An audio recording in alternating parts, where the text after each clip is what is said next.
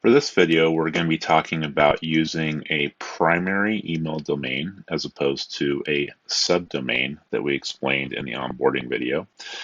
You need to use this if you ever decide that you want to use just a straight up specialized dedicated email domain just for this application. So beginning from the dashboard, we're going to go to settings.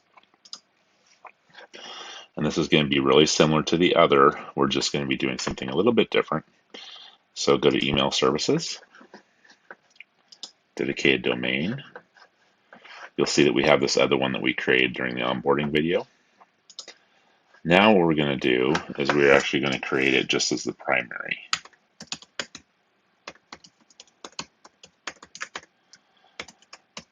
Now, obviously I need to note, as before, that you're only allowed to have one email service per domain or subdomain. So if you have email that's going to your regular domain, this will disrupt that. So a lot of times what people will do is they will just add something like email to the end of the domain and then purchase that domain with GoDaddy or whoever, and then that way they have one that's specialized. But in this case, we're just going to go ahead and do this one. Okay, we're going to add and verify, same process as before. It's helpful to have the domain portfolio open at GoDaddy, and so that way it's just easy just to go ahead and copy and paste everything in. So let's begin. Domain portfolio. Let's see here, we're going to go ahead and go and select this one. Okay, and then as usual, manage DNS. Now, as you can see, we already have the MX records here, okay, for the reply dot, it doesn't have to be .heart.com, which is a subdomain, but this one's going to be a little bit different. It's going to be on the primary domain. Okay, so here we go. We are going to go ahead and start adding the records, same as the other. So let's see. So the first one we need is a text record. So text, name, copy. Then we always do the custom 600 seconds. Okay, so we just make sure we verify it.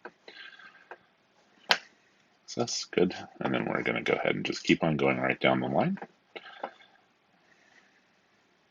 Now in this case, I'm going to go ahead and copy everything over. However, you really just need what's ever in front of the, it doesn't have to be thathard.com or your domain in this case.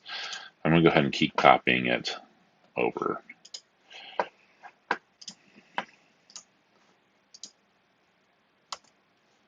Okay.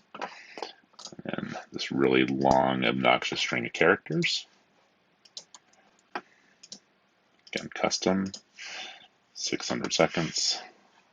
Add, it'll give you the error. Boom. We want to do the one that's correct. And then we're going to go ahead and add in the CNAME. Okay, and again, this is the thing that makes sure that you don't have any other email service on this domain. So if you already have something, it will, like I said, disrupt that. So we're going to do a CNAME record.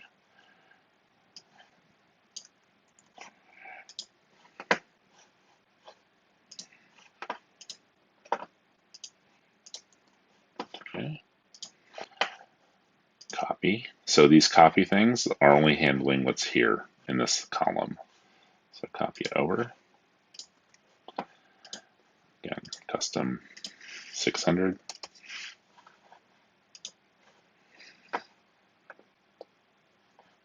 Okay, good. Okay, success. And then we're going to go ahead and do these MX records. Remember, MX is for every mail record, is what we use for mail records. So add MX. Priority is always 10. Value here. Custom again.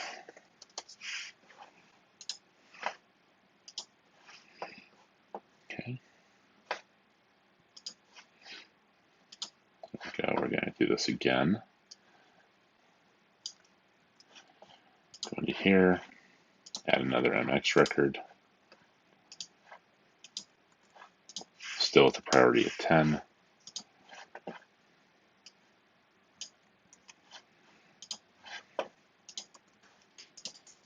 Custom.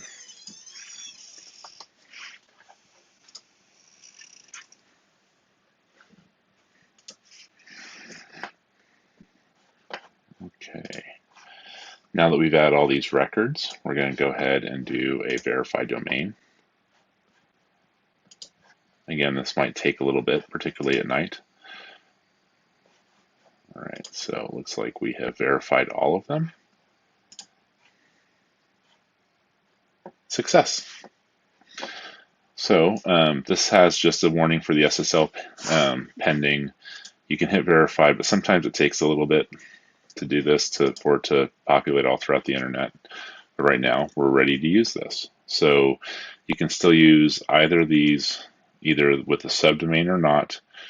But what you'll do is you will check the one that we actually want to use, and that's the one that will be used as your sending domain. So if you have any questions, please feel free to give us a request through support, and have a nice day.